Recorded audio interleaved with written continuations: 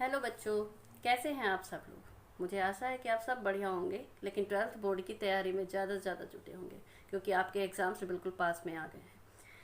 आज मैं English subject में ग्रामर पोर्शन की तैयारी के लिए आपकी हेल्प के लिए कुछ वीडियोस बना रही हूँ ताकि आपकी पढ़ाई बहुत अच्छे से हो सके और आप अच्छे अच्छे मार्क्स गेन कर सको, क्योंकि इस समय लॉकडाउन की वजह से आपके स्कूल में प्रॉपरली पढ़ाई हो नहीं पाई है। और इंग्लिश ग्रामर का पोर्शन जो ऐसा रहता है कि जब तक आप सेल्फ स्टडी ना करें तब तक आप अच्छे से नहीं कर सकते हैं। इसलिए और ग्रामर पोर्शन में वोकैब की तैयारी कराते हैं जो 14 मार्क्स के होते हैं, लेकिन आज हम इडियम एंड फ्रेज से स्टार्ट करते हैं। अगर आपने इनको बहुत अच्छे से पढ़ लिया तो आप समझ लीजिए 3 मार्क्स आपके पक्के हो जाएंगे। बट हर चीज़ के लिए प्रैक्टिस मस्ट होती है, इसलिए आपको प्रैक्टिस करनी पड़ेगी। बस ध्यान से देखिएगा और इन्हीं इडियम एंड फ्रेजेस को अगर आप तैयार करते हैं तो आपके 3 मार्क्स पक्के हैं। चलिए लेट अस बिगिन। पहला हमारा इडियम फ्रेज है नल एंड वॉइड। इसका मतलब होता है इनएफेक्टिव, मतलब प्रभावहीन। अगर पेपर में हमारा सेंटेंस बनाने को आता है तो आप कोशिश ये करिएगा कि छोटे से छोटा सेंटेंस बनाएं ताकि आपकी ग्रामेटिकली मिस्टेक्स ना हो पावे उसमें। तो पहला सेंटेंस जो प्रभावहीन है इसको हम बनाते हैं द जज declared the election null and void. इसका मतलब ये हुआ कि जज ने इलेक्शन को प्रभावहीन घोषित कर दिया। इसी तरीके से आप अपने तरीके से भी बना सकते हैं, जैसे rules were declared null and void by chief minister. इस तरीके से छोटे से छोटा सेंटेंस बनाने की कोशिश करिएगा। चलिए अब हम दूसरा देखते हैं किथ एंड किन। किथ एंड किन आप दिमाग में रखिएगा, संबंधी। इसकी आप हिंदी लर्न कर लेंगे तो सेंटेंस आप बहुत अच्छे से बना सकते हैं। जैसे we must respect our kith and kin, मतलब हमें अपने संबंधियों का सम्मान करना चाहिए।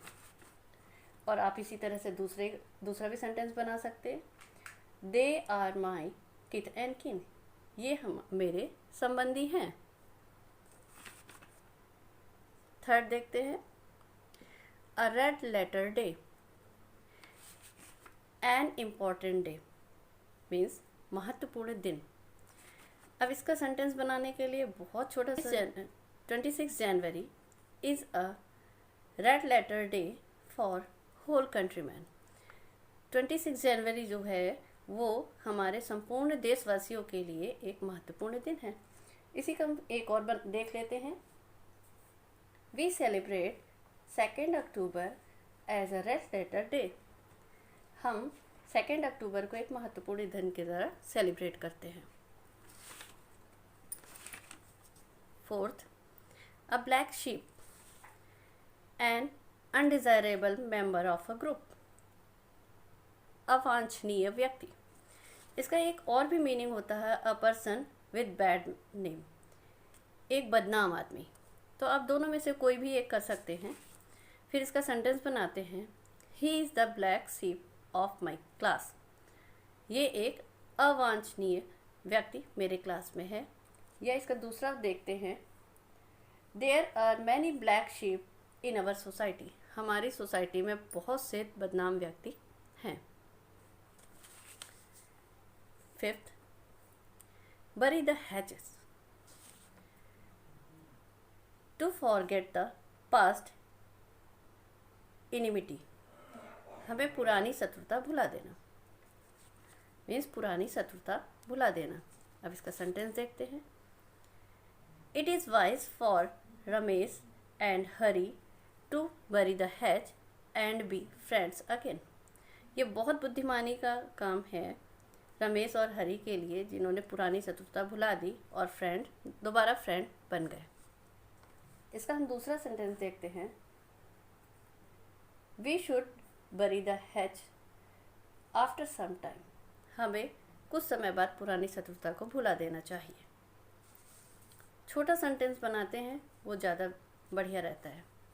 6, tooth and nail,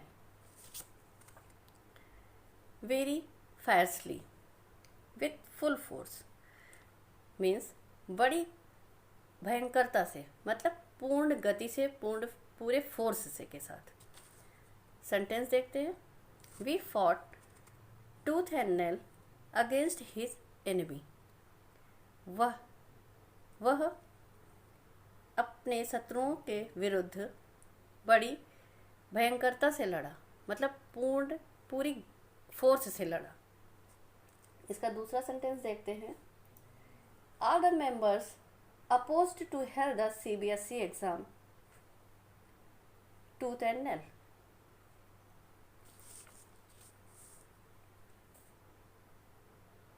Seventh, at a stone's throw means near, मतलब पास में। Your uncle lives at a stone's throw from my house. हाँ, जब हम ये इडियम्स फ्रेज करते हैं तो इसके अंदर नीचे अंडरलाइन जरूर कर देते हैं। तुम्हारे अंकल मेरे घर से के पास में रहते हैं। इसका एक सेंटेंस और देखते हैं। His house is only at a stone's throw from school. उसका घर स्कूल से बहुत पास में है। Eighth, break out, to burst with.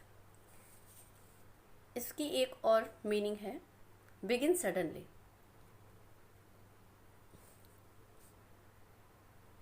To burst with फैल जाना या बहुत शीघ्रता से प्रारंभ करना।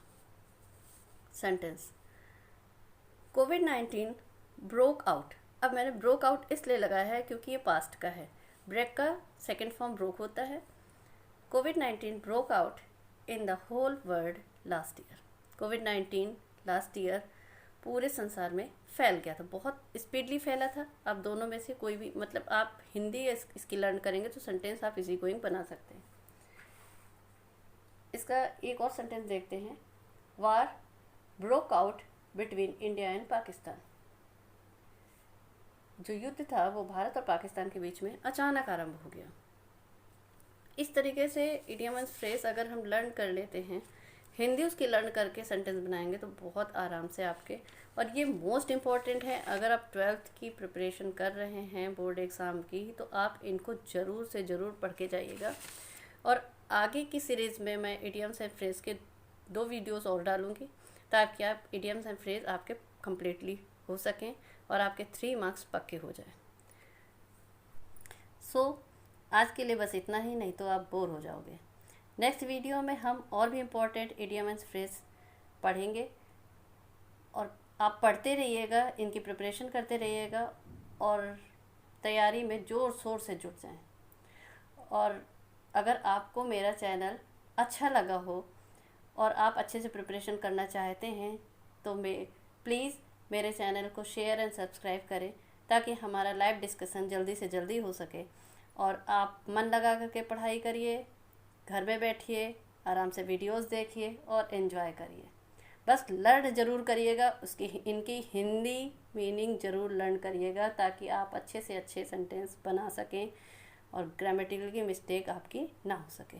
Okay, bye bye, thank you.